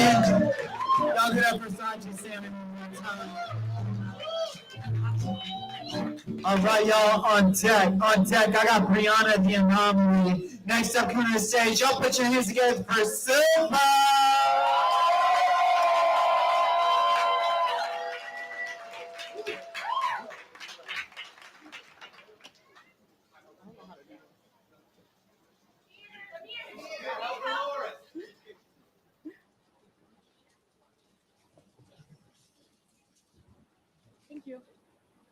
Hey y'all. I'm from Miami. I moved to Houston not too long ago. I've been following the One Poetry page for a minute. I didn't know that, but now I do. Sorry, I'm nervous.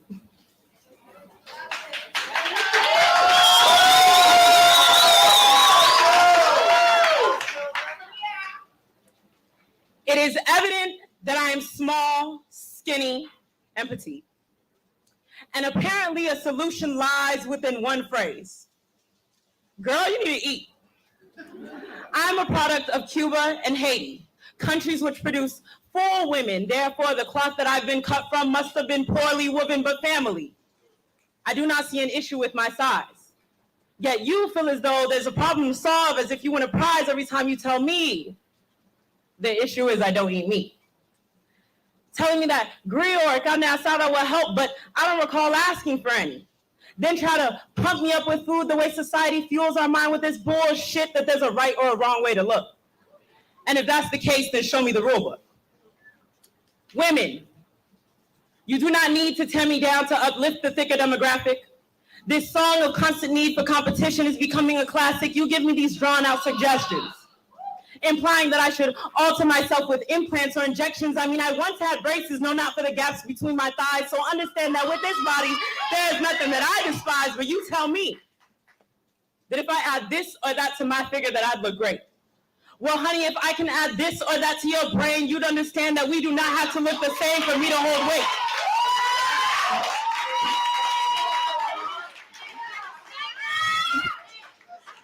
Because I am lightweight, you have tried to dim my light, but wait, that won't make yours shine any brighter.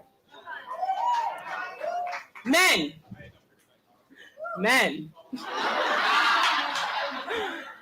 I do not possess the thickness of a 2022 video vixen. This shouldn't mean that my body is up for crucifixion, and when it comes to criticism, y'all niggas the quickest. Because I like breasts, you lack an interest.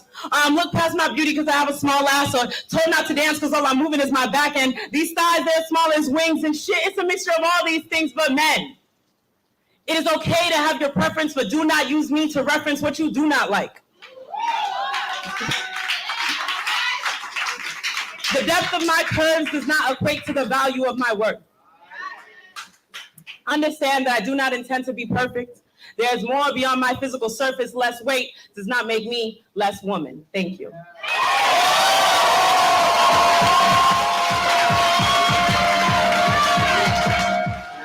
Yo, one time for Silva. One time for Miami. One time for body positivity, y'all.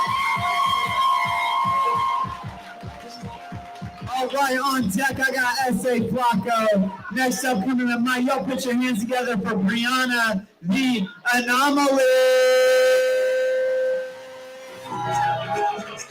We're clapping in the front. We're clapping in the middle. We're clapping all the way in the back to the stage for Brianna.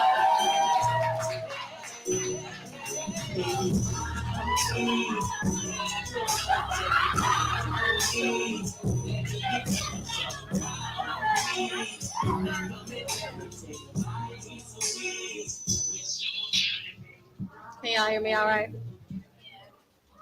My name is Brianna the Anomaly. You can follow me on Instagram at Brianna.theanomaly. I'm new to Houston. I'm from Fayetteville, North Carolina. Most of my poems regard my dating life, so y'all gonna have to bear with me. Let's all laugh together.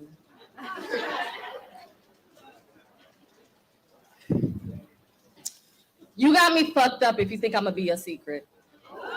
You see me at night because you know damn well you creeping, but my vagina is not a storage closet for your demons.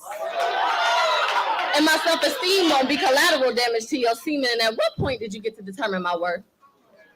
Eventually you'll drown in the tears of the women you hurt. And how did I become filthy by you throwing your dirt? Just tell me. Did I ever mean much of anything to you? Or did you use me for what she lacked, lay in my lap while I comfort you? And when you feel you've been healed by the goddess in me, you crawl back to your comfort zone, leaving me for she, with no thought of we, and I curl into myself thinking that there must be something wrong with me. Allowed insecurities to plant themselves inside of me like weeds. These were never here before. Who grew these? Nobody's perfect, and I never expected you to be. All I ever wanted was for you to pour love into me. And when she asks you, what does she do for you? You say, she brings me peace. But it's at my expense, pouring from an empty cup simply because I lack boundaries.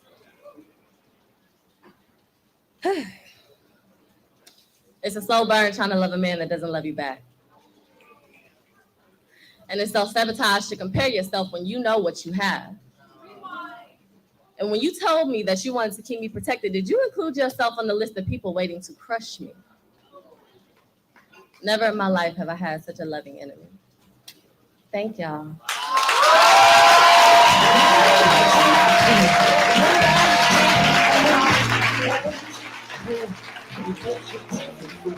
Nobody's perfect.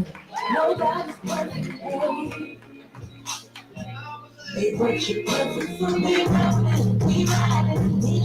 Give it up for Brianna the Anomaly one more time. If you are standing and you haven't had a seat, it looks like there are some empty ones. If you like to sit down, be more comfortable, I invite you to help yourselves. All right, y'all, I got a few more poets, and I'm going to bring up our featured poet. On deck, I got Akachi. Next up, coming on stage, y'all put your hands together for S.A. Flacco.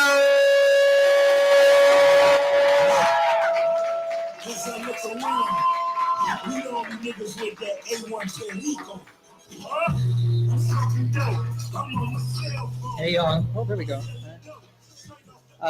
So I just moved to Houston like 3 weeks ago from the Dallas area. Thank you. So Virgin on the stage. I haven't been on stage in like 10 years, so I'm really nervous. But anyways, but these poems will beg to differ otherwise that I'm not a virgin. But here we go. In the middle of the night, all I do is crave your hands around my waist. I crave your tongue to taste my private part, crave your tongue when we are apart. In the middle of the day, I have to excuse myself to touch myself. I think of you and crave your tongue gliding down my neck. In the middle of the night, how I crave your hands on my back, my heart beating so fast, this feels like I'm having a heart attack. In the middle of the night, you cover my mouth and you call me out my name. How I crave your happy ending, and after nothing was the same. In that midnight, when we both of us are brave, when both of us misbehave, before I go, can we do this all again? At midnight, you're the only thing I crave. And before I go, your fingers intertwine. With you, everything is fine. Before I go, you kiss the back of my hand and my heart sinks like quicksand. Before I go, can you introduce yourself like the first night we met? Before I go, let me feel your lips down my spine, it makes me so wet. Before I go, leave your fingerprints on my back, your tongue in between my cheeks, I scream your name, it makes me so weak. Before I go, lay me down when nobody is around, cover my mouth so I don't make a sound. And before I go, can we have one more night out together? Let's drink the night away. Honestly, I wish that you would just ask me to stay. Thank you.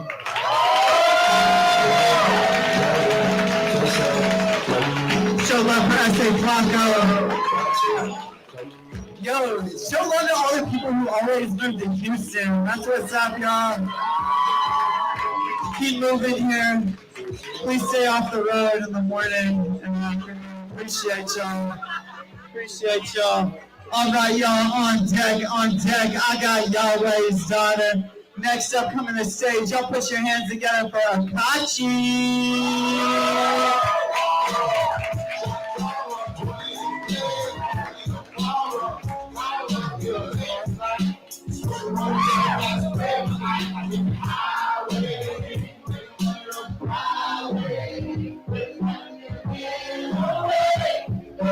Yeah, I don't know these songs. I'm sorry, I grew up in the Caribbean. I'm sorry, big up to Haiti and Cuba. Where's she? Yeah. So my name is Akachi Bellamy. My parents are from Nigeria, so that's what I'm saying. But I grew up in Trinidad and Tobago, and I'm holding this because I think it looks cool. So,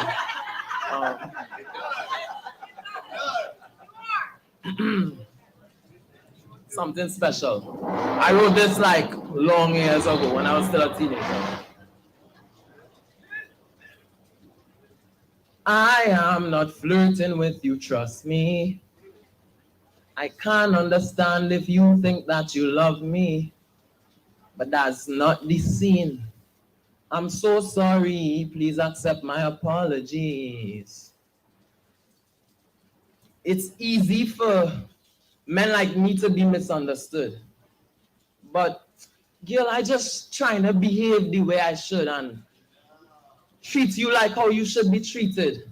But you're misleaded, trapped in the foundations, cracks in the foundation. Whose fault is this? Help is what we need in. Hi, how are you? Hi there, you look great. Girl, wait. My eye wasn't even there, it's just a compliment. Our eyes made contact. You had an eye there on me. I never stared on thee. Don't get defensive now. Oh, sheesh. You look good. I'll say it. And it takes 2 seconds or 3 to make the observation. Sorry, shorty, I'm not looking for the troubled water sailing relations. Lord, please. I wanna be so gentle with you. Gentle with you. This is the man I was made to be. It don't matter if I like it, I just want to be gentle with you. You're a queen, God's daughter, believe it. Real men treat women how she ought to be treated. Only a real gentleman would relate. It's hard to be a gentleman in these days. I just want to be gentle with you.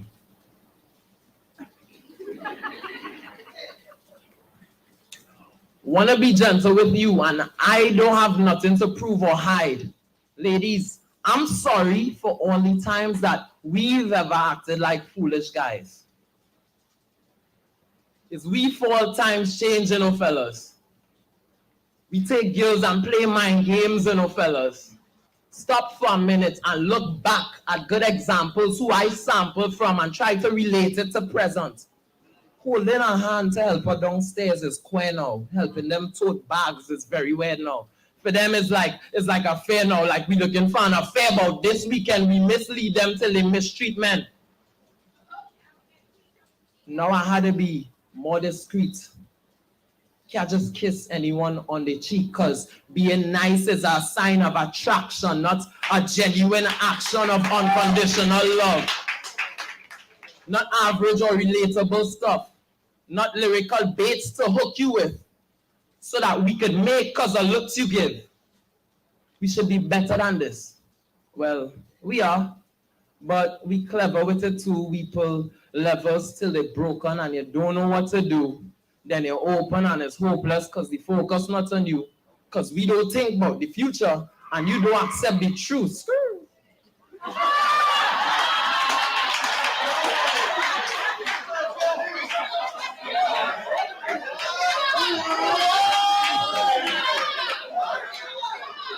And when the truth in front of you, you reject it too.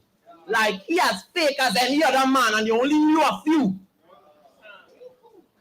So now he just being polite and nice. And you like, this man alright. Trying to be rude because you don't know who this guy is and you can't trust who he claim he say he is.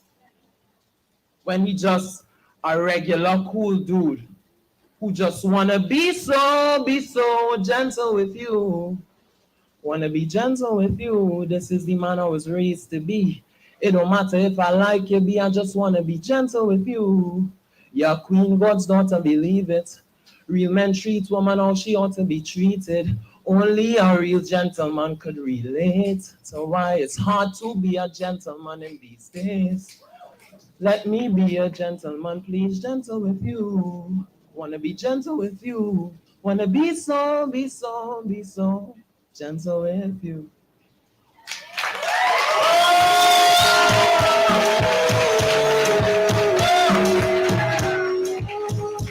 All right, y'all, one time for the poet, one time for the poet. We got Nigeria by way of Trinidad and Tobago. All right, audience, I got one more poet coming up to the stage. Y'all put your hands together for Yahweh's daughter. Keep clapping, keep clapping, keep clapping, keep clapping.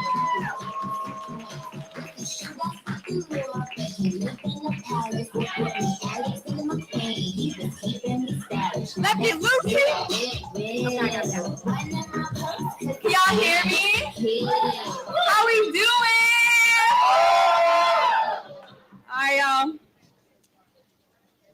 I heard something from the corner that doesn't see the light. It was faint enough I could move right by. I felt it in my spine.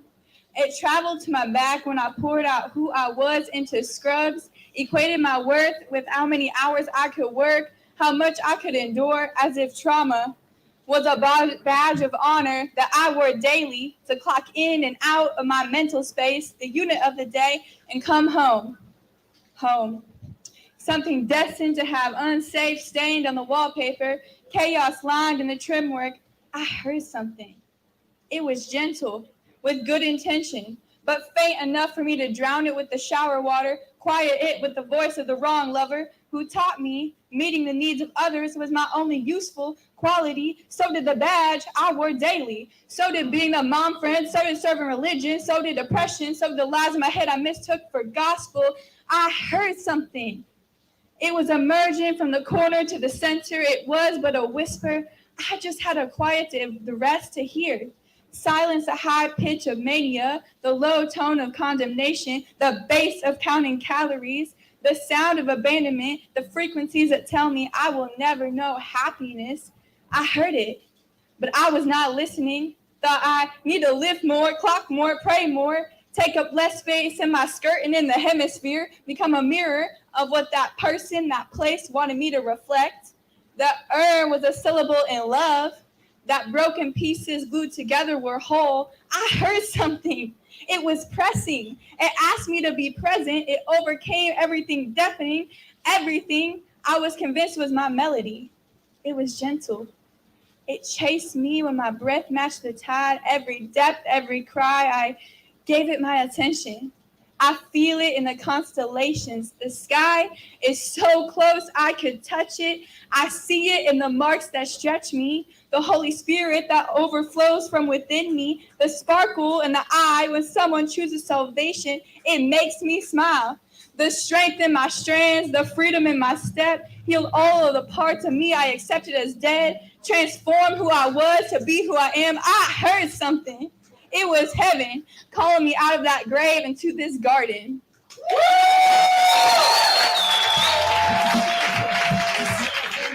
One time for the poet, Yahweh's daughter.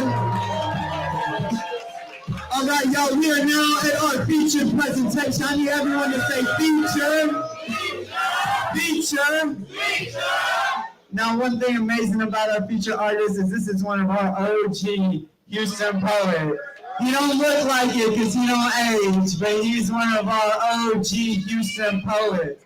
And I'm so happy he is here performing with us tonight because this poet is used to traveling all across the nation and performing in front of thousands of people. So we're happy to have him here. I knew him as Khalid the Future, but he goes by a spoken word artist. So I'm going to tell you a little bit about him.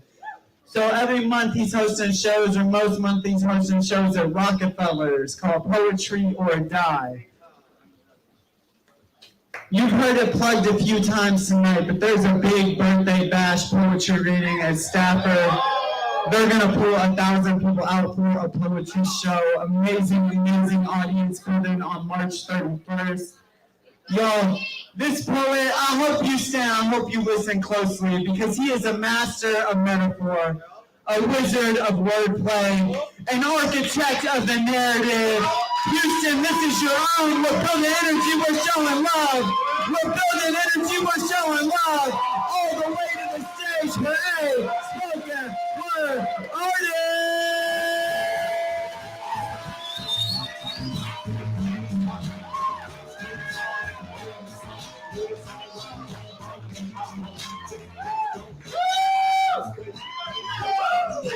How y'all doing? Y'all doing good? Y'all have a good time tonight? Right? Okay, y'all ready to hear my poems? Y'all, this is my birthday week, man. I'm turning 40.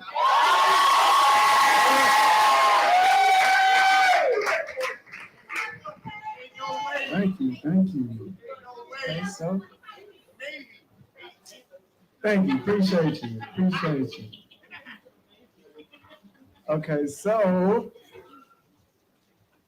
a little bit, these poems are extremely old that you finna hear tonight, right? They're like 15 years old, maybe, right? I've been doing poetry for a little minute, so, you know. So here we go.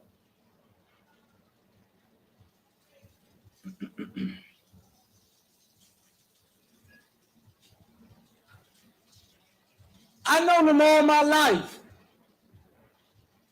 We go back since Goldfish and Pity Pat, but lately, been acting brand new. And the way he moving, you would think we were never really that cool. I first caught sight of him at a poetry venue. He be following me around. I spot him out the crowd, casually, strolling, shaking hands with my friends. Wow.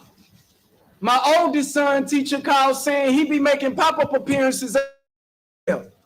Now, before you say I'm lying, keep your opinions to yourselves. It said no avail. I got it all on voicemail. That's not where it ends. I seen him drive past where my girlfriend lives. Yeah. You know, I was thinking the same thing too. But let him tell it. He has no idea why I'm feeling so insecure. For real. He got me questioning her about our relationship skills, but that's another story. So let's fast forward to the day he popped up at my job. I could see him fellowshipping in the break room. You know, fake fraud and fronting. He got everybody fooled, but not me though. I'm not saying this out of envy or jealousy one bit. He just not the same nigga I went to school with. Not to mention, I put this on the Declaration of Independence. I approached him like a man, you know, face to face by the male's restroom like, what up, dog? Whatever do to you? When he turned his back to me, I must have lost my cool. I closed my eyes and balled my fists. And from out of nowhere, he pulled the gun from out of nowhere. The bathroom sink, then I think looking up at the dude like, man, you used to be my childhood hero.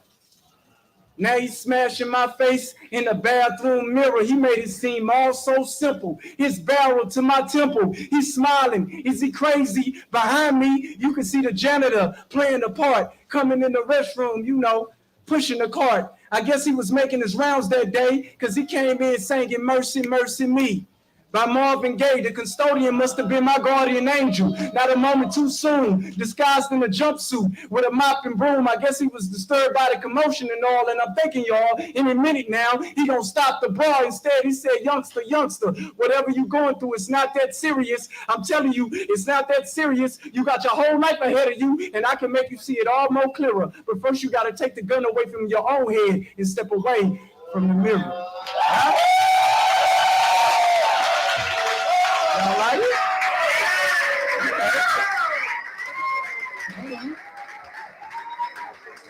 Thank you. Okay, so I tried to I love storytelling more so than bars, but trying to keep up with you youngsters. There's no way you're 40. Man, I swear.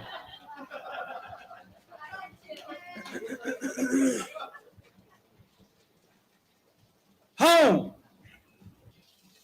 city of Sur, the darkest clouds, the streets are foul, where people see a value in your mouth and rob you of your smile, fatherless pictures. Most daughters got abandonment issues, solemn promises out loud, divorce yourself, consequences of breaking your vows, columns and steeples. I used to look out for people. Nowadays, I gotta look out for people. My spirit higher. There's no stop, drop, roll, and hellfire. I used to mind my business, now I'm business minded. Know what I? Normal kids was practicing their lullabies when I was practicing my alibis, metaphorically summoned. Poems strong enough for a man, but they made for a woman. I write about the stuff I go through, while rappers rap about the stuff they don't do. I'm so insightful, I got a dark cloud over my pen, cause it's so enlightening, orgasmic shaking. My flow hot, it's passcode. It needs authorization. When you're homeless, dinner is packed at a corner store, so you eat late, and whoever slept on benches with you was your roommates. I used to fear hurdles, now I jump over them. Are you listening? I'm speaking to your soul. I'm spirit whispering. Why students give teachers the blues? Maybe because they took and pray out of school. Contrary to the popular belief, I chill though, but I got friends that know death around the corner, and they still go. I'm out of my mind, I'm beside myself. These times are scary. Children learn about sex through trial and error. I got loyalty issues. I can't even trust myself, because as soon as I sin, I call on God and start telling on myself. And just because you cast a shadow, don't mean you found yourself. I mean, I want to go back to being a Toys R Us kid. For real, for real. Because these bills are getting for real, for real. I'm so easily distracted. I should do better. I start writing this poem on a suicide letter. Dirty South, Galveston. They ain't listening. We had dirty water before Flint, Michigan. My mama say, boy, cut your fro. Her house, her rules. You know how they go. My friend and me say, Khalid, you on tour? We'll go break a leg. It's funny how they want me to break a leg just to gain green. No labels needed. They got everybody Subaruing, Pabruing. Oh well, I guess scientists are right. Red blood cells.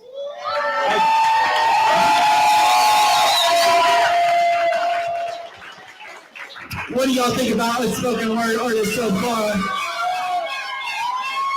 I want y'all to carry that same energy for the tip jar. So I'm gonna put some money in this jar. If you like what you've heard, feel free to do the same. This goes to Khalid. I promise you he's gonna write more awesome poems and he's gonna do more awesome shows with your support.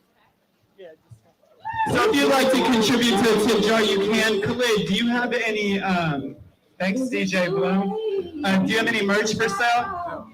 He has no merch for sale. Do you have any tickets for sale? You can follow me.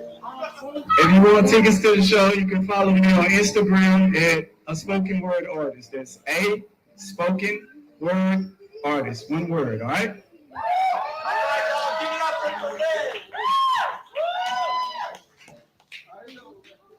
Thank y'all for the commercial break. I'm getting old. Got light-winded. What's your casket? Oh, my cash app is Mike Chick Poet.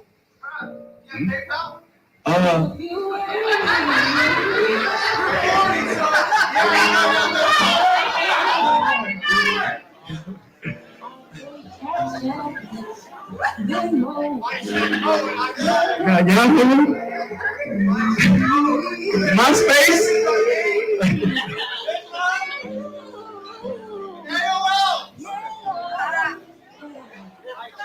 All right, cool. Here we go. So, so this poem is kind of like going viral a little bit. So I think I'm gonna do it tonight, just because I think y'all like it a little bit. Now all this stuff is old, so you know, glad to. Oh shit, yeah.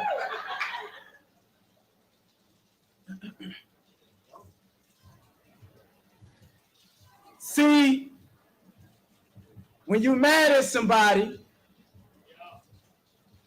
and you decide to take it out on somebody else,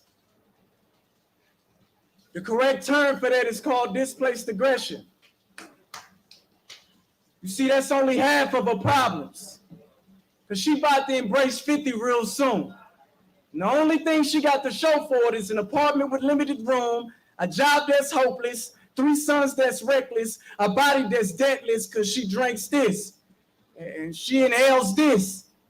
And honestly, I'm scared to hug her at times because I think she's infectious, but I ain't gonna even give her no energy because she'll lie to you before you can start feeling sympathy. So I'm just gonna say my ministry, because I don't want to feel a fire. I don't want to fuel the fire. I don't want to feel like, hey, heedless of time would be late for her own funeral.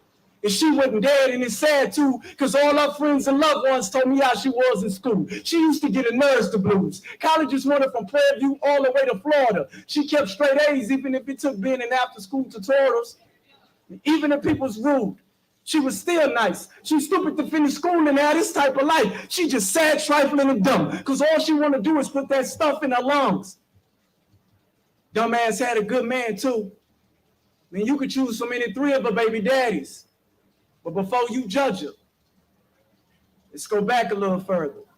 See, her and the mom's relationship wasn't good. She felt like her mama didn't protect her. So in that sense, she felt like her mama had no right to correct her. They didn't even really like each other. They just walked on eggshells around each other. She knew her mother was sick, but she didn't think nothing of it, because her mama convinced her that God was a healer. But when God didn't answer, she took a razor to her own leg and became a slasher. But before you judge her, let's go back a little further. Father was a hell raiser. He went to church, though. He sat on the front row. He beat her mother to the point that the neighbors felt the licks. The beating was that intense. He beat her to the point that the blood no longer pleased him. Good for her mother, but bad for her, because now her figure started to develop. And that only teased him when he touched her. She knew her father was perverted, so she told her mother, and her mother was alerted. What could she do? They were in the same boat. So she just looked at her daughter with tears in her eyes and told her to cope. But before you judge her, let's go back a little further. She used to be sweet back when the nickname was Sweet. Now she joined in a league of females that we call freaks. And that was the stepping stone for her first 3 relationships to go wrong. That's how she ended up with 3 kids coming from 3 different baby daddies. And though I love her, and I can't stand to be around all that drama, but it's hard for me to accept my mama before she was my mama. Thank you.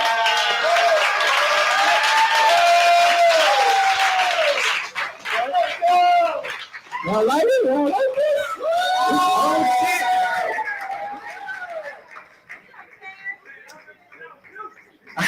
Thanks. You old too.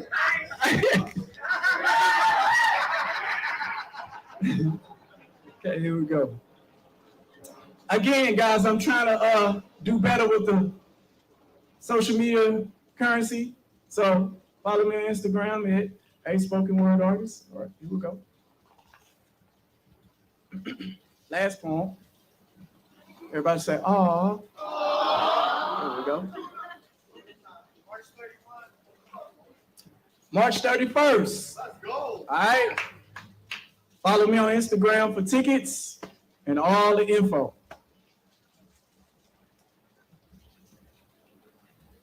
When you dreamt about me, you woke up in cold sweats. You should have known something was wrong. When the sun split up in fragments, the moon got stagnant, the earth, it stopped spinning on its axis, your soul got lost and your spirit went missing. Though you youthful, yet you aging, as though time still exists and excruciating. It's an understatement when describing the pain. Flames that's put at your foot, but it boils your brain. And the level-minded people are not going insane, so evil is heaven sent. And the angels are devilish, deceiving. You crying, you cheesing, you wheezing, without breathing. Your blood flowing, but your heart ain't beating. You can't seem to catch your wind, because your lungs going out the side of your chin. And your spinal cord is slipping out your rib cage that's causing you to have chest pains, sweat popping like cooking grease. Your pores is sizzling, compound with the blistering, sparks flying everywhere. No breathing room, debris in the air. You may believe that you can make believe and wish it away, but ain't no stopping this. It's hard to swallow when there's no spit in the esophagus. You try screaming. Your voice is muffled. Your lungs is clustered. How devastating. You falling down the bottomless pit, but your insides levitating, floating on their own. Now you desperately trying to put your large intestines back where they belong, but your teeth on top of your skin, your ears are listening from your shin, your toes on the wrong foot, your knees in the wrong spot. So when you walk, it's all in the orthodox, hesitating, prolonging the flight when everybody jumping off the cliff ahead of you. You try holding on to life, and life is choking the death out of you. At the same time, you dodging icicles the size of shells. Frost is so hot, it's cold as hell. It got your muscles saggy because your tissue all flabby due to the fire fighting for your arm. You pulling for your elbow. What a discrepancy. So desperately fighting for joint custody. Your vision hazy because one eye hanging. You're spiritually dead. Your soul is decaying. And when the smoke clears, you see the most hideous things that'll leave your skin crawling like it's trying to get away from you. You got your eye back in place. What the rest of you? Your heartbeat irregular. Your pulse fading fast. Now you concerned, got your nerves all bad, but from 3rd degree burns, I got ahead of myself. Please beg my pardon for not properly introducing myself to you. Hi, I'm Hale, and it's a pleasure to meet you.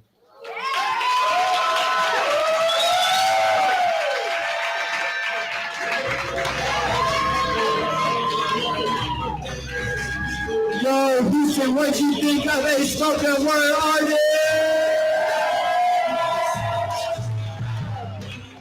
Amazing set, Khalid. He doesn't have any much for sale, but if you like something you heard, go let him know. And he can tell you how to get tickets to his big show. Y'all, thank you so much for everyone who came out tonight. That is going to be the end of our open mic. If you signed up and didn't get a chance to read, our next open mic is in Katy on 3/17. If you come to that, just wave at me. I'll make sure you get on the list if you didn't get on it tonight. Next week, we're going to have the Right Around Now Slam National Slam Team Finals. It's going to be hosted by the 3-Night. You just saw him read. You don't want to miss him host, y'all. We're for this slam all year long. This is the best of the best from our 100 poet slam season. They're going to compete for 5 spots and the title of Right About Now Poetry Slam Champion. You do not want to miss next week. If you buy your tickets online right now, you can get them for $10. If you wait, I appreciate y'all so much. It'll be 20 at the door next week, so you can have had 2 tickets instead of 1. So you get to make your choice, y'all. We're here every single week at Avant-Garden, the beautiful Avant-Garden. My man Lalo still got Jello shots. He wants to get rid of them. Thank y'all so much for coming. This is a bar, so you don't have to come home. After our show, it's Waves on Westheimer, the sickest collective of DJs this side of the bayou. Hang out. If you are here, some housekeeping. If you have trash, if you can help us by throwing it away. If you're in a white chair, if you can throw it in, just lean it against the bar. Thank y'all so much.